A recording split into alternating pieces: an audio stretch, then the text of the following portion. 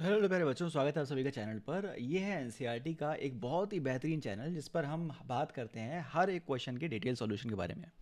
भैया ये चैप्टर का आखिरी सवाल है और इस सवाल में ज़्यादा कुछ खास नहीं है, बड़ा आसान सवाल है, बस छोटा सा आपको ध्यान देना है। क्या ध्यान देना है? सवाल को पहले हम पढ़ते हैं और फिर हम इसको सॉल्व करने की कोशिश करते हैं। क्वेश्चन में क्या कह रहा है? An aircraft is flying at a height of 3400 metres, okay, above the ground, 3400 meter above the ground. If the angle subtended at a ground observation point by the aircraft position 10 second apart is 30 second, तो यानी कि aircraft यहाँ से चला 30 second angle पर आ गया इन 10 seconds, ठीक है। What was the speed of the aircraft? What was the speed of the aircraft? तो मान लीजिए एयरक्राफ्ट एक कांस्टेंट स्पीड v से चल रहा था। 10 सेकेंड में पार्टिकल जो एयरक्राफ्ट था ए से बी तक आ जाएगा। तो 10 सेकेंड में कितना डिस्टेंस चल गया होगा? तो हमने कहा भाई टोटल डिस्टेंस 10 टाइम्स वी चल गया होगा। बहुत बढ़िया। हम इसे ऑब्जर्वेशन पॉइंट सी से देख रहे हैं और हमने देखा कि 10 सेकेंड के अंदर जब ये ए से बी तक चला तो इसने कुछ एंगल सबटेंड किया। क्या एंगल सबटेंड किया? टोटल एंगल सबटेंड किया भैया 30 डिग्री का। और जो हाइट थी इस पूरे दरमियान, जो हाइट थी वो कितनी थी? 3400 मीटर की। 3400 मीटर की। बहुत बढ़िया बात है भाई, 3400 मीटर की। तो हमें क्या निकालना है यहाँ पर? 3400 मीटर की हाइट पर ये एयरक्राफ्ट हमारा मस्त फ्लाई कर रहा है, ठीक है।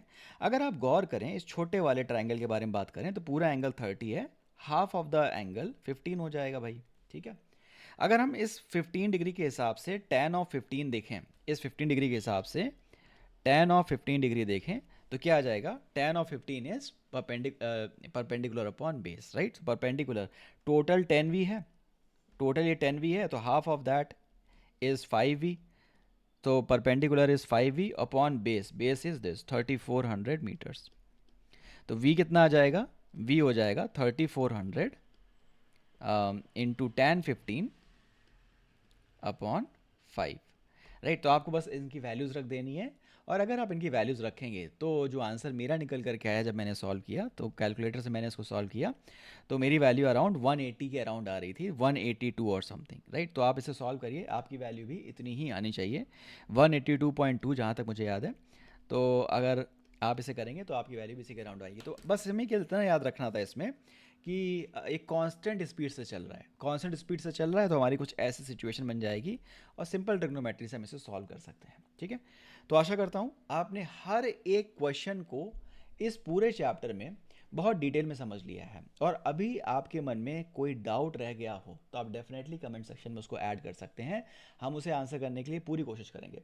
ठीक है, चलिए आज के लेक्चर को हम रखते हैं यहीं तक। मैं मिलूंगा आपको अगले क्वेश्चन के सीरीज में, तब तक ख्याल रखिए अपना, टेक केयर, बाय बाय।